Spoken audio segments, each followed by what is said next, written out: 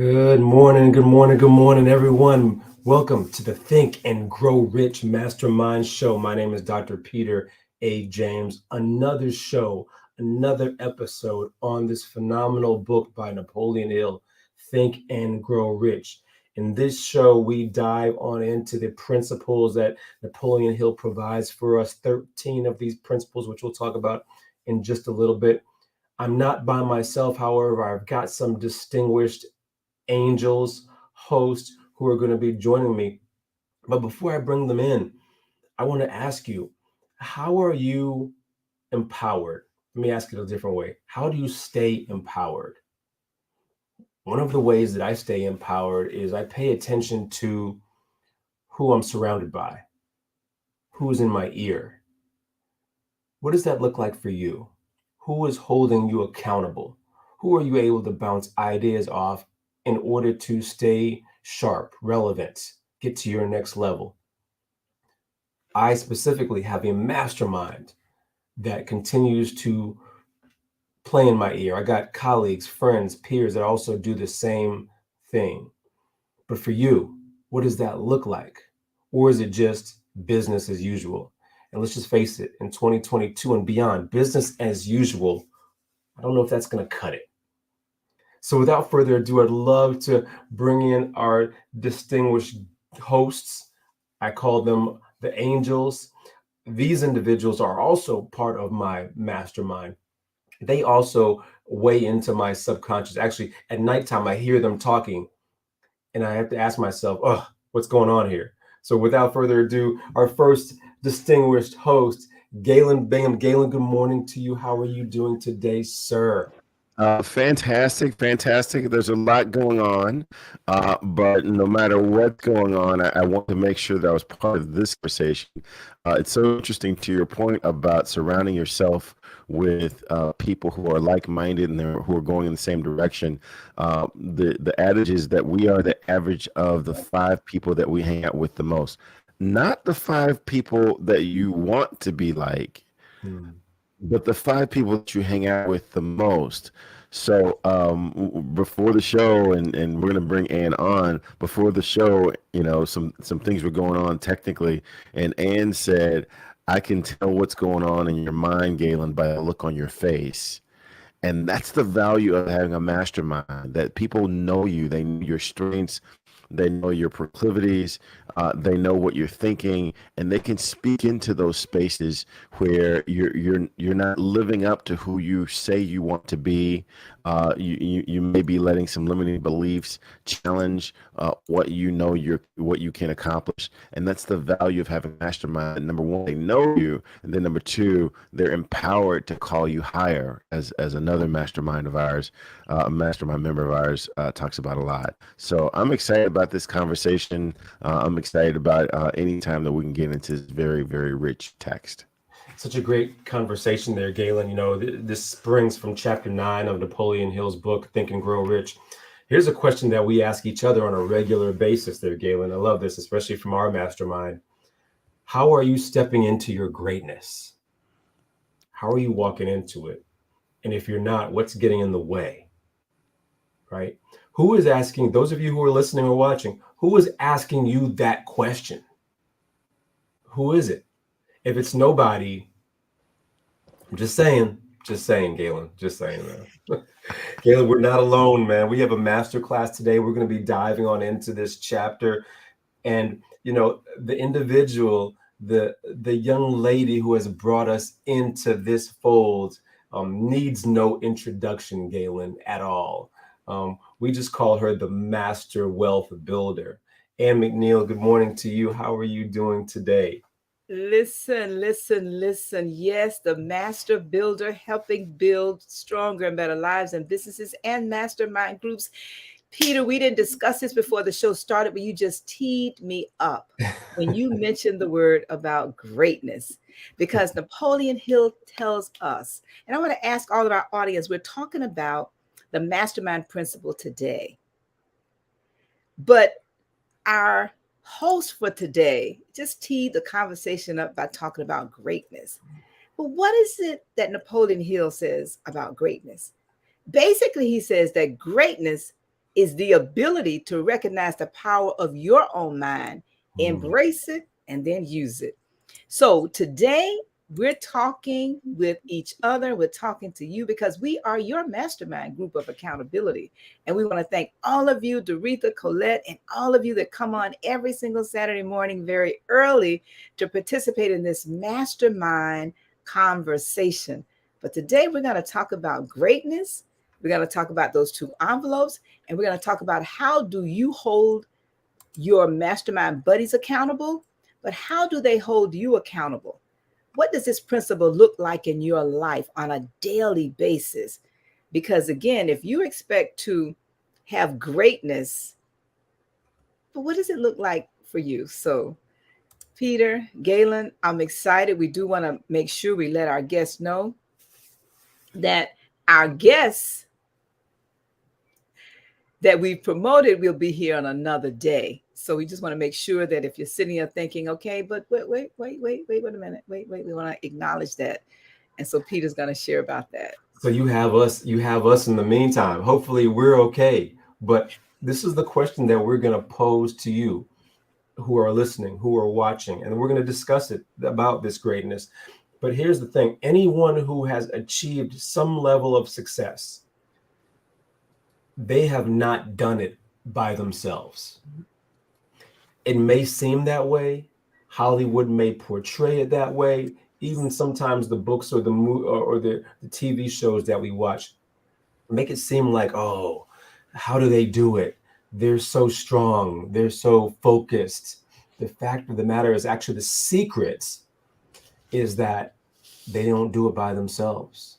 They have advisors, colleagues, mentors, coaches, but definitely a group of individuals around them to support, to strengthen, to sharpen their minds. I'll read from the text, chapter 9. Napoleon Hill says, analyze the record of anyone who has accumulated a great fortune and many who have accumulated just modest fortunes. And you will find that they have either consciously or unconsciously employed this mastermind principle. Here's how he finishes off this little segment. He says, great power, remember I talked about how you're empowered. Great power can be accumulated through no other principle. And so, Galen, I want to bring you back in, and we're going to have Ann talk about the principles in just a little bit. But Galen, as you reflect on your own use of this mastermind principle, whether it's through coaches or mastermind itself, as you reflect on your career, your business, especially lately, how does it help? How does it help you, if you don't mind sharing? Yeah, I'm reminded of Bruce Lee. Bruce talks about how life is basically a series of plateaus. You must stay there, you must break through. And the thing about a plateau is while you're on that plateau, all you see is what's on this level. And you don't see anything higher.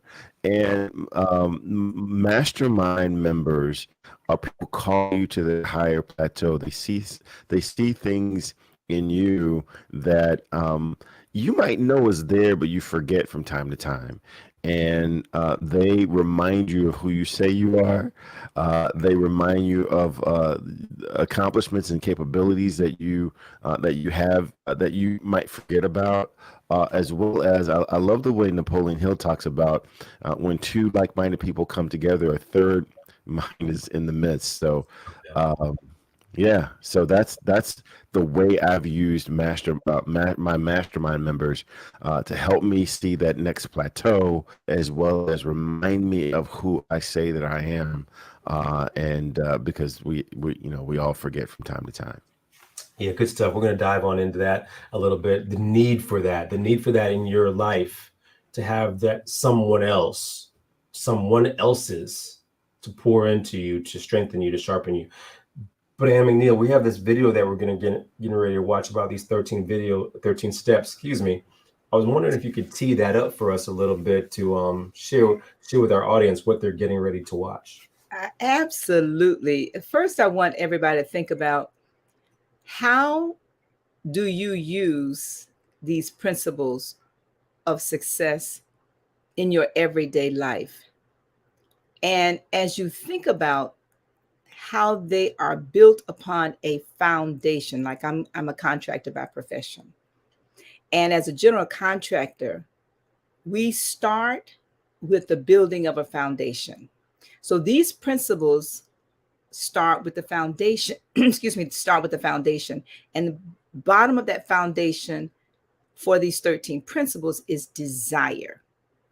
And built upon that desire is your faith to achieve that which you desire.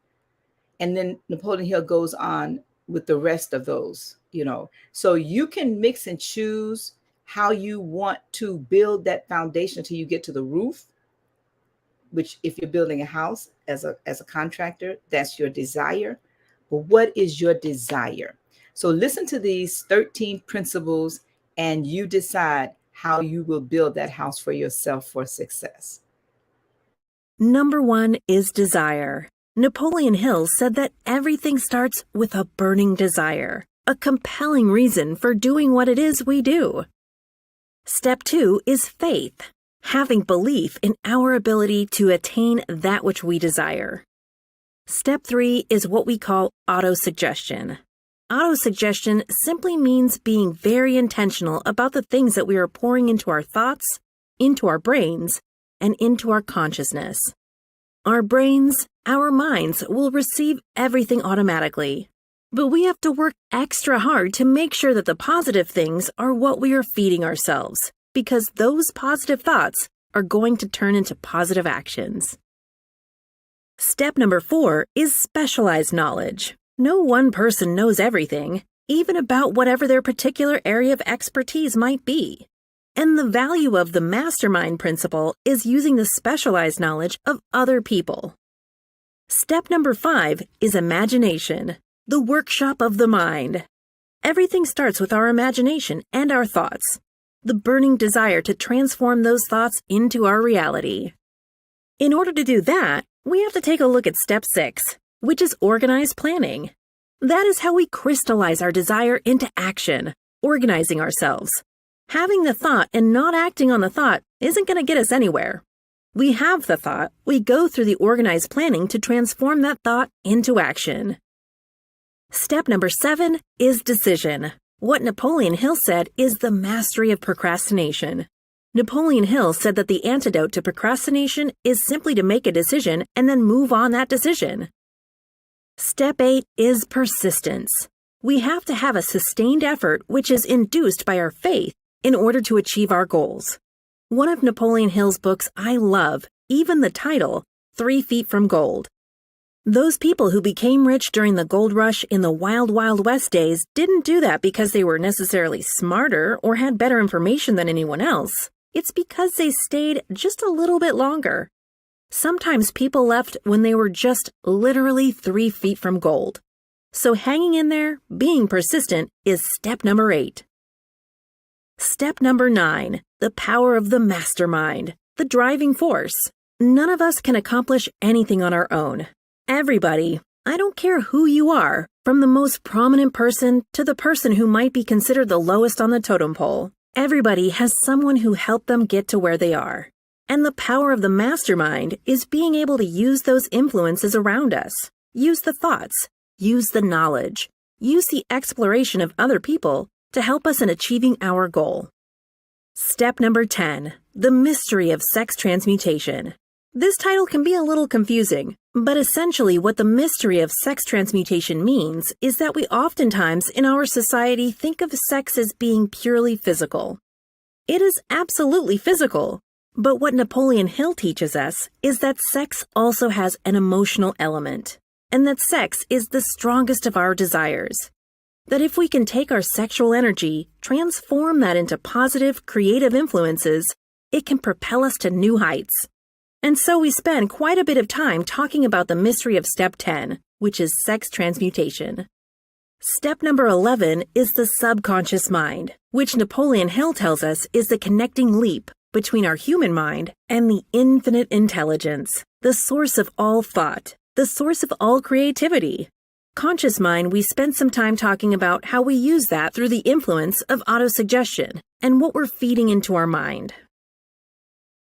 Step number 12, which is the brain, the broadcasting and receiving station of thought.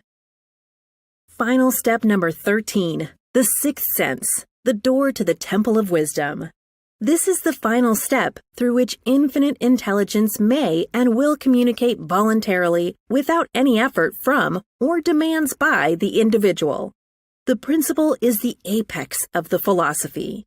It can be assimilated, understood, and applied only by first mastering the other 12 principles. Good stuff. Those are the 13 principles there from Napoleon Hill. I'm going to bring our distinguished angels back into the fold. Let's talk about those 13 principles, but also as it relates to being held accountable, being held to greatness, and having others in your subconscious seep into your subconscious so that you can aspire to continue to be great, right? And McNeil, I know you've done this so well. You've had these masterminds. How do the masterminds impact you personally? Well, first let's talk about the fact that it is not all great. We talk about being great, but when you decide to mastermind with people, there's some good, there's some bad, and there's some ugly, right? And oftentimes it is a matter of us being honest with ourselves and really being willing to go to places that you may not want to go to in your personal and also your professional life. And those places, and I'll just speak for myself, when you asked me the question about my masterminding experience, when I first started this journey, I was broken, but I did not know how bad it was until I started aligning myself with other people. I like to share with my clients, only iron sharpens iron, iron cannot sharpen paper. And when you mastermind with people who are willing to hold you accountable, they don't have to be smarter or I'm reading this book called it's by Emerson. It's a collection of essays, and he's talking about the gentleman, and manners. So it's not just about people who we may think are richer or smarter, but people who have manners and who are willing at your level to hold you accountable and pull you up to the next level if you desire to go there. And so for me, Peter and Galen, and for all of our listeners, that's where I found myself in 1979, 1980, and even to this day. Because as we aspire to be more, do more, have more in the spirit of service, we must become more. And so it doesn't matter who you are, where you are, whoever's listening, you can always do more based upon what God is calling you to do. So for me, Peter, Galen, I knew that more was just getting out of debt. That's where I started. And it took me years, literally 10 years, to get out of the debt that I was in. And people say to me, oh, well, you're the master builder. But you see me now, but you didn't see me then, 79, 80, in the 80s and the 90s, and even in the early 2000s. And so I just want to encourage all of us that's listening and participating in this podcast, don't look outside of yourself for a masterminding formula, a success principle, a one magic button, like hit it and voila, I'm here, right? No, that's not going to happen. But the power of masterminding with others on a daily basis and checking yourself in your spiritual life, checking yourself in your finances, checking yourself in your family. Galen, we were talking before the podcast started, and I was talking about the annual meeting. He said, oh, excuse me, but family goal. Family goal. I'm masterminding with my wife, and we won't be there next year. But to me, that is why we do this. It's not just about what we say in terms of the mastermind principles. It's also about what we do. And for each of us, what does it look like? We want to thank Angelina, Renette. We have a lot of people listening in. And so when each of you stop and think about what is it that you truly desire, not just in the area of money, and good morning again, Wyman, all of you, but what is it that you desire in every single area of your life? And how do these principles apply to that success? So yes, I am challenged, and I do struggle like everybody else, Peter and Galen, but I don't have a problem in sharing that because again, we all struggle, but few of us are willing to talk about it. Yeah, good stuff. Good stuff there, Ann. I'm I really believe that these principles have changed my life wholeheartedly. Think and Grow Rich has done that, especially from a perspective of my mindset, my focus, how I think, and how I mentioned earlier at the top of the show, how I'm empowered. So, how do I step into my greatness? You might ask, and I'm going to ask Galen the same thing. One of the two ways that I do it is I pay particular attention to my environment and my circle. My environment, where are the places that I am around physically and mentally, even psychologically, that I exist in? Are those places the places that are aligned with who I'm trying to be? And then what goes along with that environment is my circle, i.e., my mastermind. Who am I continuing to surround myself with? Galen said the quote by Jim Rome: "You are the average of your 5 closest friends and/or family." What are the messages that are repetitively being mentioned or stated to you? Are they all positive? Are they all uplifting? Are they all focused on the future and the ambitions and the possibilities? And if they are negative or even negatively affecting your subconscious, what is that doing to you and your mindset? Mm. So sometimes, Galen, it's important for us to really identify who it is that we are talking to regularly and what are they saying. Yeah, yeah, You yeah. know, what are some of the messages that they may be saying to themselves out loud that might be impacting us? What are your thoughts on that just in general there, Galen? Yeah, I mean, I think that that's so important. You know, one of the biggest things that I think each of us need to satisfy for ourselves, particularly in the Black community, but I think everyone in general, is our relationship to money, because we've been told so many times that money is the root of all evil. Trying to quote scripture. Scripture doesn't say that, actually, but that's what we've been told. In my family, the conversation in the at the table has always been, you want to be successful, but you don't want to be too successful, because then you become one of those kind of people. So that's suggesting to a 5, 6, 7-year-old mind that there's a limit to what you should aspire to. And I've got one story that I tell a lot, and it's about Anne McNeil. So I'm going to see if I can make her blush here just for a little bit. Um, this was about understanding my relationship to money. And there was a point when my father his health was failing. And so at the last minute, I would leave where I am and I would drive back to Arkansas, where my parents live, and was just driving back and forth. And I'd drop things, I'd cancel meetings, and just kind of jump in the car and take off. And I remember at one point in time, I was at my parents' home, and I get a call from Ann McNeil. And Ann McNeil said, "Galen, this is what the money is for." Right? The money is not for buying stuff. It's for being able to take care of whatever you believe is important. And right now, you are indicating that your family is important. And one of the things that my dad passed away earlier this year.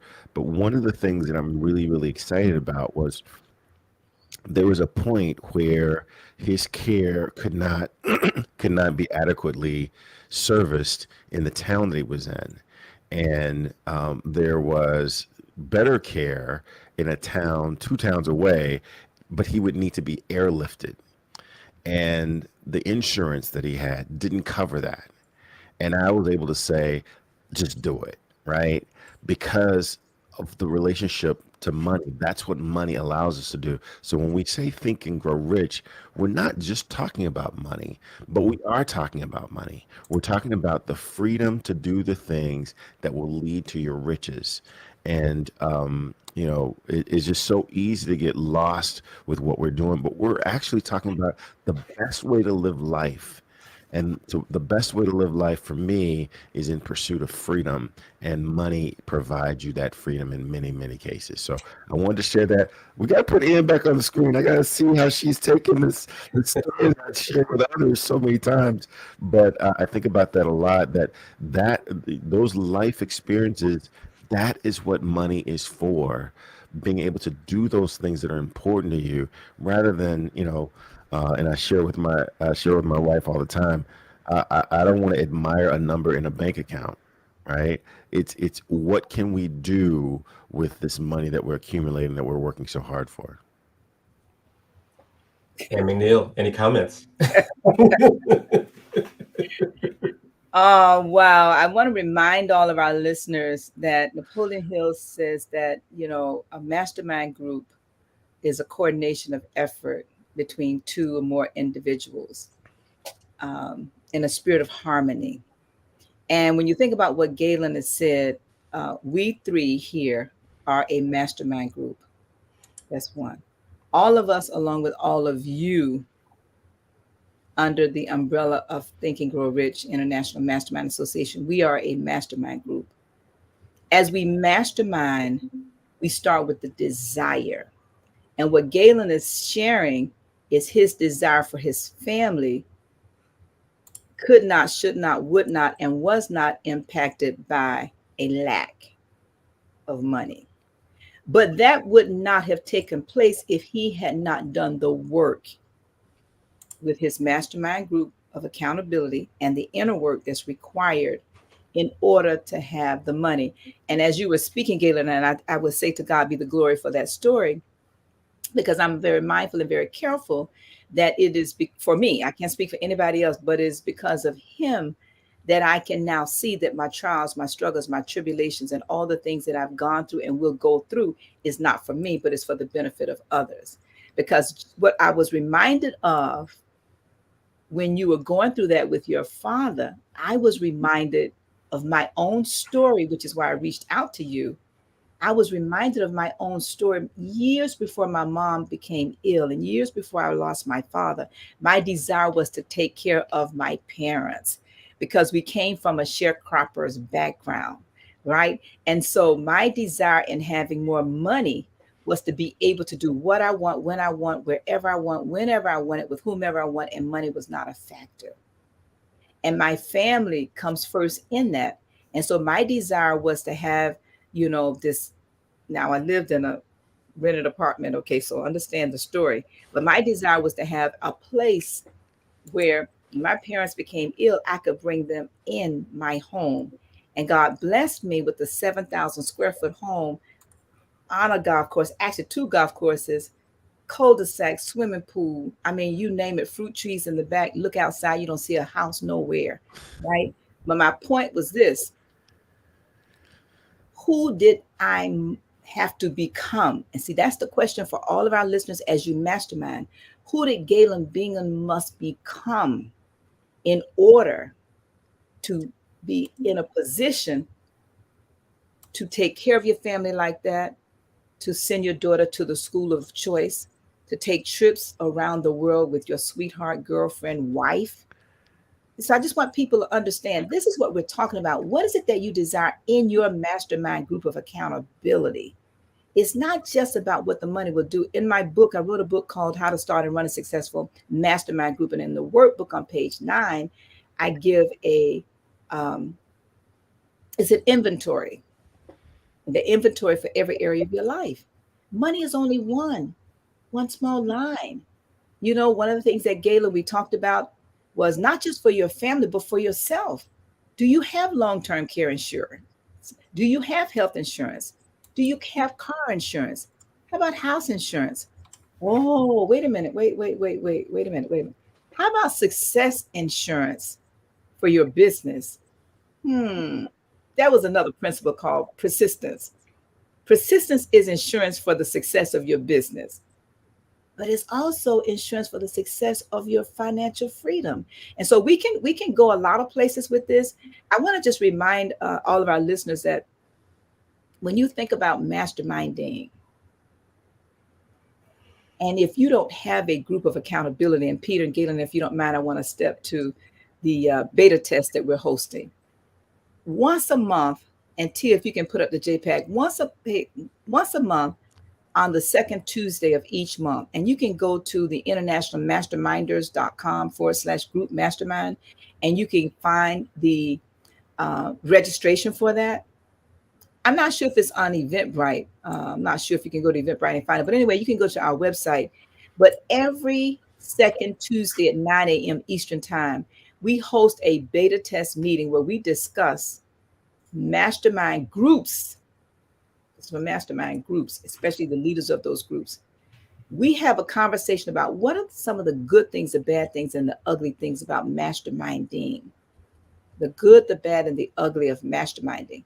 And if you're interested in participating with that in that meeting, just like again, you can go to our website at internationalmasterminders.com/group mastermind. So I hope that answered the question again. Yes, I'm honored, but I just know that again, as we mastermind with each other publicly, so that everybody can see and hear. Thank you, Tia. That was it. You can catch it on the replay. Put it back up a little bit, please, there, Tia, if you could.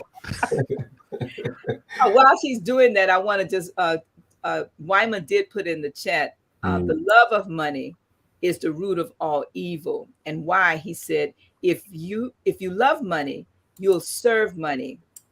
So you can't serve money and serve God. The proper relationship with money has money serving you instead of you serving it. Wow. The money. And so thank you so much, Wyman, for that.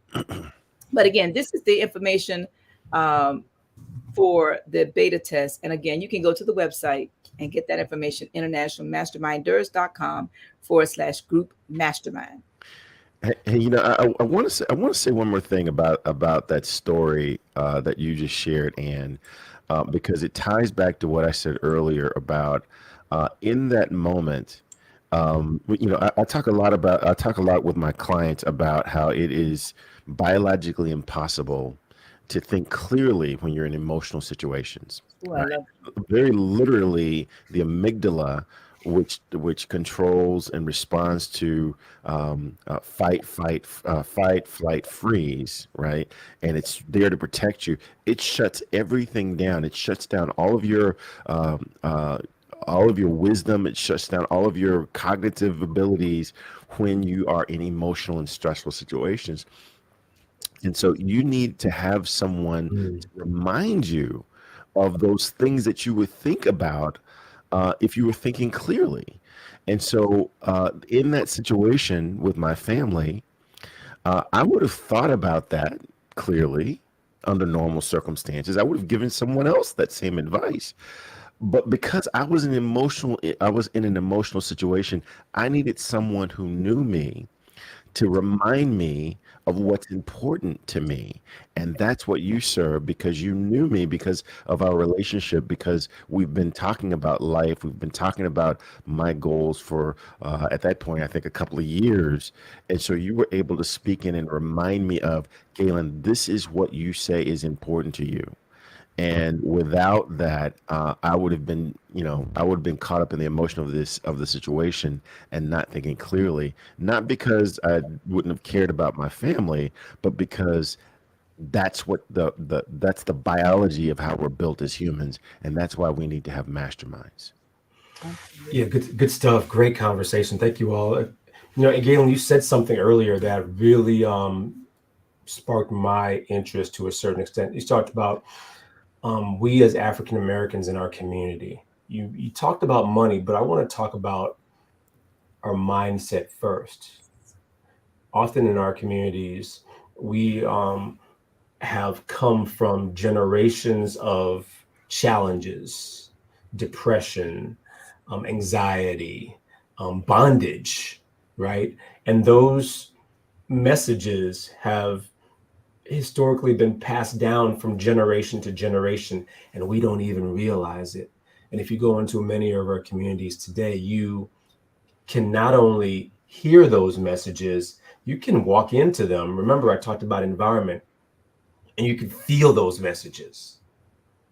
You can feel those messages. And so now that spirit and that, those messages of scarcity, those messages of of lack, and it's the world is a problem, and I can't do it because, and complaining because everything around us is wrong, has some oftentimes followed us again from generation to generation. Now let me tag it on to the money thing too, right?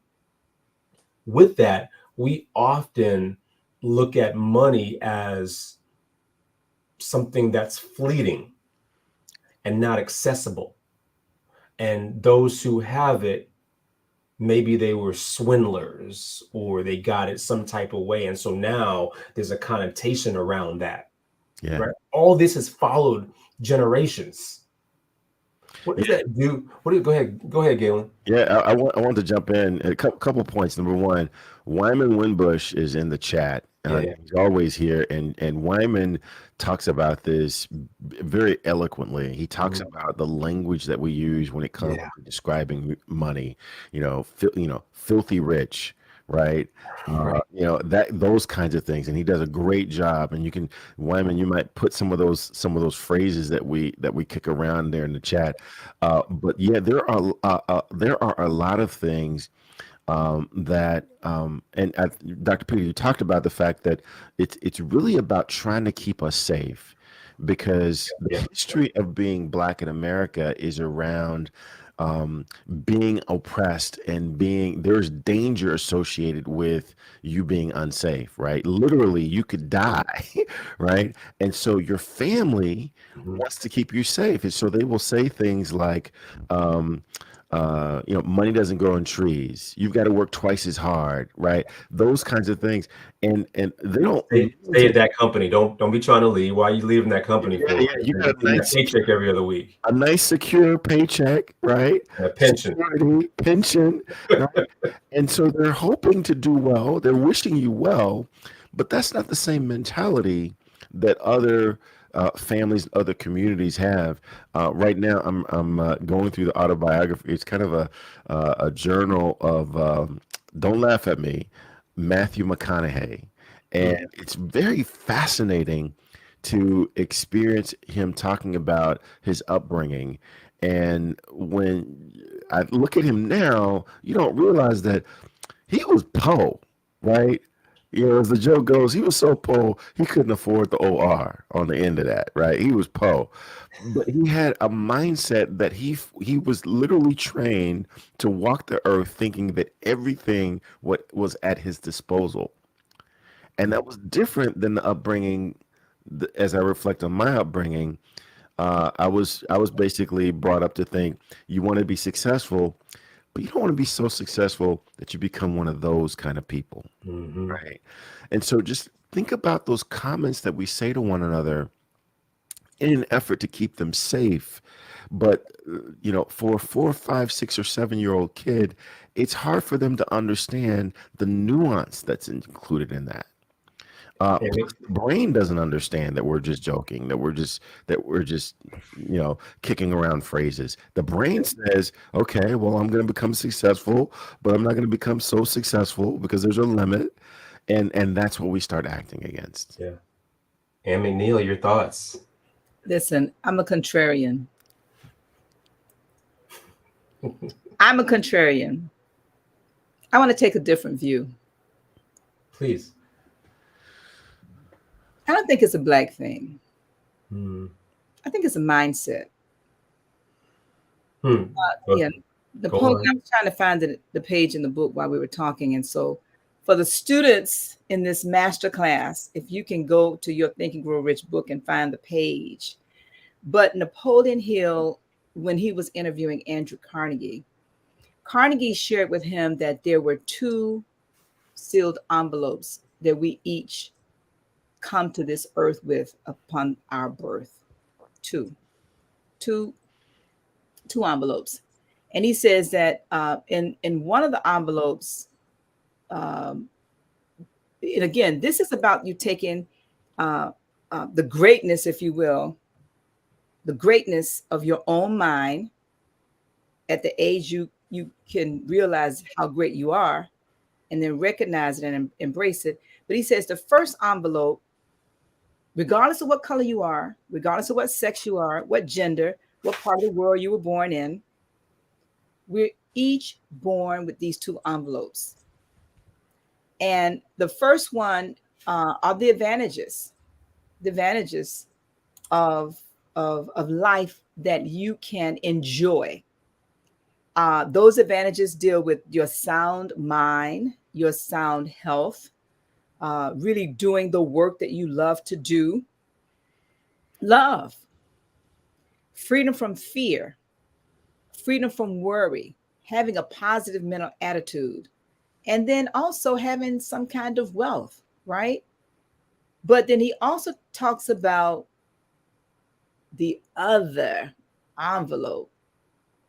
Now, the other envelope that we end up with, you can think about them. They're all the negative things: fear, worry, doubt, suffering, anger, negative attitude, poor and in poverty, deeply entrenched in poverty. But all of these things come from our mind. And so the more I study this material and the more I read, it just even from biblical principles. And I am finding that from from slavery, come on, somebody, let's go there, right?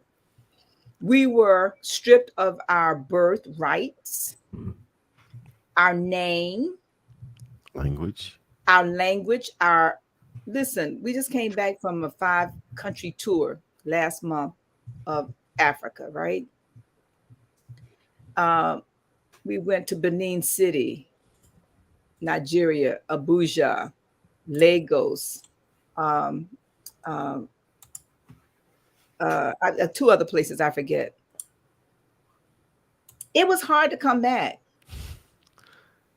It was hard to come back, and I say that because, and we've never had this conversation, so maybe another master class will have this conversation about African Americans and Haitians, Africans, Jamaicans, you name any other Black person from anywhere else in the world. What's the difference between us? We don't have that conversation. We talk about yes, we're still talking about masterminding. For those who are wondering, what is this about? Where's she going with that? Where I'm going with it is this: your mindset. Now we have the mindset, Dr. Peter James on here, and he talks about shifting your mindset. But what does it look like from birth? We all have these two envelopes from birth, but we don't recognize the greatness that we have from birth. Biblically, God tells us, whoever you study, it's not about Christianity, being Jewish, and this is not about that. This is about what have you been taught from birth. I'll tell you what I've been taught from the media, from our family, and all those things that Galen is tiptoeing on. I'll say tiptoeing around. You are nothing, never been nothing, won't be nothing. Don't try to hide or rise. Don't try to all these things. If you were not born here and you are Black, you are not saddled with those things. Actually, your identity is tied to your place of birth. So Africans consider themselves Nigerians, Ethiopians. Okay, you can go on with the uns. Europeans. Well, African Americans, when we mastermind, we have all these onion peels to to peel before we get to the greatness in that mastermind group. And so the question that was asked of me earlier, that is what I am experiencing. There were so many layers I had to my group had to help me uncover, if you will. All right, to get to the true get. And that's when I have this conversation with all of us who are listening. When you're sitting in this audience and you're listening years in the future to this podcast, I want you to stop and think about, how do you get to that place of understanding your greatness? Go ahead, Galen. I see your hand going. Yeah. So two things. Number one, one of the things that I share with a lot of my clients in my groups is, and this is work from Laura Barrett, who wrote the book How Emotions Are Made. Incredible book. It literally froze. I was frozen for about 30 days after reading this. But one of the things that she talks about is the difference between fear and excitement is negligible. Literally, the body experiences the exact same reaction to fear and excitement. So when you are afraid or when you are excited, your body presents exactly the same. The only difference between the two is the story that you tell yourself about what's on the other side of this activity. Right. And because of the story that we tell ourselves, we will be afraid, and therefore we might not show up fully. Whereas if we tell ourselves something positive about what's on the other side of this activity, we're going to be excited and we're probably going to lean into it more. That's the role that the mastermind can play. The mastermind can help reframe the story. First of all, check the story that you might be telling yourself. And then, if needed, reframe the story that you're telling yourself in alignment with who you say that who you've always said that you're trying to be. Because when you're in the moment, we believe what we think is reality. When in reality, what we think is hardly ever reality, right? At one point, we thought the world was flat. We thought that was reality. That wasn't true at all. So the mastermind is there to help you, number one, check the story that you're telling yourself about what's on the other side of this effort, of this action that you're wanting to take, and then help you reframe it if needed. One of the best places that I have been able to find people who are like-minded and that are able to do that is at our annual mastermind, our annual meeting in Boca Raton. So every year, like-minded people descend from all over. I was going to say all over the country, but literally all over the world. We have people coming in from other countries to be part of this meeting, because this is where you get even strangers, people you haven't met before, helping you check your story about what you're telling yourself about what you can accomplish. And if needed, they can help you reframe that story to be in alignment with who you say that you're trying to be, because that's the ball game. The ball game is the story that we tell ourselves about what's on the other side of these things that we say that we desire, these things that we want to accomplish. So I just wanted to share that. That's a big part of the work that I do. Dr. Peter, I know that that's a big part of the work that you do. I'd love to get what's your reaction to Laura Barrett's work? Yeah, just this entire conversation has me going through my head and my Rolodex, and even thinking about how Ann was talking about African Americans versus Africans and how they're thinking and how we sometimes see ourselves as African Americans. It's very precarious. It's very interesting. And again, the messages, the thoughts, the language, as Wyman has been so eloquently adding into the chat for us. I'll read some of those. The language has been not always positive and uplifting. And Wyman says it's so good. When you have multiple streams of income, they call it a side hustle, right? When you have delayed gratification, or you're living within your means, people say you're cheap, right? And so it's very interesting. I'm also going to read a few more that Wyman says here. Poor mindsets attribute negative connotations to wealthy habits. Warren Buffett has multiple streams of income, but no one calls this a side hustle. And even he goes on to say, yes, and it is color agnostic. Spirits have no gender, ethnicity, or race. The spirit of poverty can manifest in anyone, young, old, white, black, male, or female. And of course, the Bible says, as Wyman also mentions, you will have, if you renew your mind, you will have a wealthy mindset. Your thoughts, language, and actions will change. We sometimes begin to pass on messages that, as I think it was you, Galen, who said that keeps us safe. I've done it with my kids. You know, I've done it. I'm being honest with everyone here watching. I've done it, and I've had to come back. And here's a great example, really quick. My daughter was in the military. She was in the Air Force. She spent 6 years in. When she was getting ready to get out, I tried to dissuade her from getting out of the military because this is exactly what I was telling her. You know, you're under this umbrella, you're safe. You know, why are you getting out? Do you know what you're getting out into? The grass is not always greener. I was telling her, listen, I was telling me, the Shift Your Mindset dude, and McNeil, I was telling my daughter this not too long ago, right?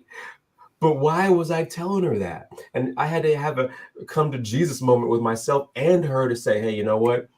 You made the best decision, because I was, as your dad, I was trying to keep you safe. We do that in so many areas. Our time is drawing short here, folks. Such great, powerful messages. But Galen. wait. Don't leave. Listen. Thank you, Paul. Thank you, Paul Kelly, for that comment. Great Yeah, stuff. thank you, Paul. I got to go back to something that, gee whiz, this is awesome. Lots of good stuff. Yes, it is. But Galen reminded me, I think it was Murphy, the Subconscious Mind author. You know, he reminded us that the subconscious mind does not know the difference between true or false. It only knows what we tell it over and over again. And that is such a powerful, that is really $1 trillion quote idea that the advertisers use to convince us subliminally. And that's what you're doing with your daughter, because you've been convinced. But we subliminally are induced to think certain thoughts. Yeah. And it's not until we go back to the Napoleon Hill quote that says, you know, greatness is the ability to recognize the power of your own mind. That's first. You got to have the ability. That comes from this philosophy and many others. And then you must embrace that ability. You got to recognize it. You got to embrace it. But then it means nothing if you don't use it. Nothing at all. We know a lot of broke PhDs filing it higher and higher. We know a lot of broke professors and, you know, corporate people. Yes, corporate people. Because they're spending more than they're making, because the mindset has not shifted in terms of what are the true riches of life, if you will, right? So when we think about masterminding, and for those of you who are listening and are participating, Dr. Will, good morning. Good morning. Welcome to the podcast. We need to have you on the podcast, Dr. Will. And I did get your message. So, Dr. Will Moreland, can I take a moment of executive privilege? Why are you laughing? Please, yes, absolutely. Yeah, I just love how that sounded when you said that there, Neil. That's all. Now, Tia is going to get after me because she already said, listen, well, I'm not going to say what she said, but you know what she said. She got to go. Okay. But Dr. Will just showed up. Dr. Will, you asked, Dr. Will sent me a message. I hope you don't mind me sharing, Dr. Will. Well, I already shared anyway. He sent me a message. He said he's a part of our $1 million mastermind with Black NSA. And he's one of our facilitators. And so we're walking through the book, as many of you know, Galen and Peter, that's where we met. Every week we're walking through a principle per week. That's a lot. And you've got, well, no, we're doing 2 principles a week. Yes. So people got to read 2 until we get to organized planning. Then we give them a week to read 1. So right now we're working on the affirmation statement, right? And so he inboxed me and he said, hey, can you share your affirmation? And so I don't remember if I said yes, but I was going to get back with you, Dr. Will Moreland, and share with you my affirmation. And so we'll wrap up with this as we introduce. Actually, can we just do our 30-second, everybody go around and I'll close with my affirmation? Absolutely, yeah. Galen, okay. Go ahead. Yeah. So for me, the biggest thing that was reinforced is just the responsibility of the mastermind and how this life thing is way too complex. It's way too hard to do to do life successfully without the support of like-minded people who are rooting for you, who are reminding you of who you say you are. If you're just drifting, if you're trying to do this thing by yourself, then you know your success, your chances of success is about as significant as a leaf trying to navigate the rapids.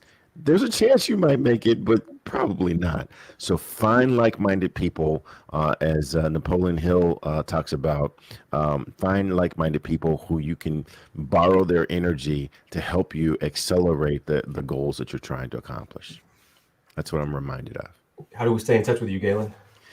Yeah, so you can stay in touch with me on any platform by searching Galen Bingham, or you can go to any podcast platform and type in whiskey, jazz, and leadership, and you'll be connected to the podcast.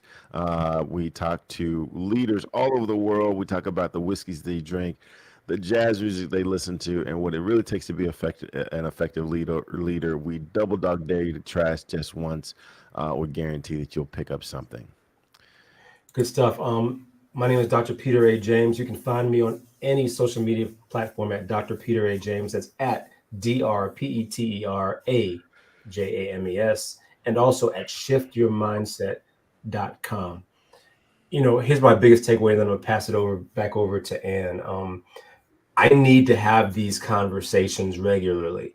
For those of you who are listening and watching, I need to be reminded of my purpose and what could get in the way regularly in order for me to step into my greatness. So this is my environment. What's yours? And if it's not strengthening, if the iron is not helping to strengthen you, then you need to identify what that mastermind needs to look like for you. Ann McNeil. Ooh, I like the sound of that. And if you don't have an answer, I know I have a book around here. Here it is somewhere. Then you can go to Amazon and you can order my book entitled How to Start and Run a Successful Mastermind Group. Yes, you can get the workbook, you can get the manual. But my name is Ann McNeil, and I am the master builder, helping you to build a stronger and better life and business. And if you'd like to connect with me, I would suggest that you join our Niche to Be Rich one day, yes, one day business retreat on the island from 8 to 3. You can go to annmcneil.com and all the details are there. Niche to Be Rich, one day business retreat. And a lot of the things we're discussing here, we will help you walk through those items for one day. Yes. Now, faith without works is dead. This is my affirmation. This is for you, Dr. Moreland. Faith without works is dead, and works without faith is dead. Therefore, I will work like it all depends on me, pray and have faith like it all depends on God. God is blessing me to be the very best person with honesty, integrity, frugality, and charity while being thrifty.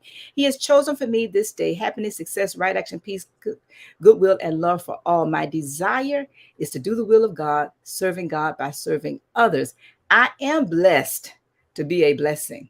Spiritually, I will rise at 4 a.m. daily, pray, meditate, read, and journal. Family, my husband is the most important person in my life, and my desire is to continue to express that through my actions. Financially, I will generate $15,000 passive income monthly and teach others how to do the same. Health, I am health conscious with food, vitamins, exercise, yoga, and a positive mental attitude daily. Education, I read in every area of my life regularly. Personal development, I have developed and created a personal development plan to increase my wisdom, my knowledge, my understanding, my craft, and my expertise to the glory of God. Business, I am building my 5 businesses to the glory of God by giving God praise and honor for every area of increase in my businesses. Recreationally, I enjoy recreational activities regularly. Civic, I am giving my time, my talents, and my treasure to my civic organizations and where I live, work, and play. Creatively, I am a creative being, giving God the praise and honor for creative ideas, hunches, and inspirations as I act on them daily.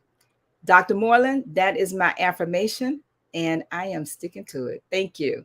Everybody have a good day. Dr. Peter, we'll turn it over to you. We want to remind you, please subscribe to this podcast. Please comment, like, and share, and we will see all of you next week. Thank you. Love it. Love it. See you all next week. Take care. Same time, same channel. Don't forget to check us out on YouTube. Take care.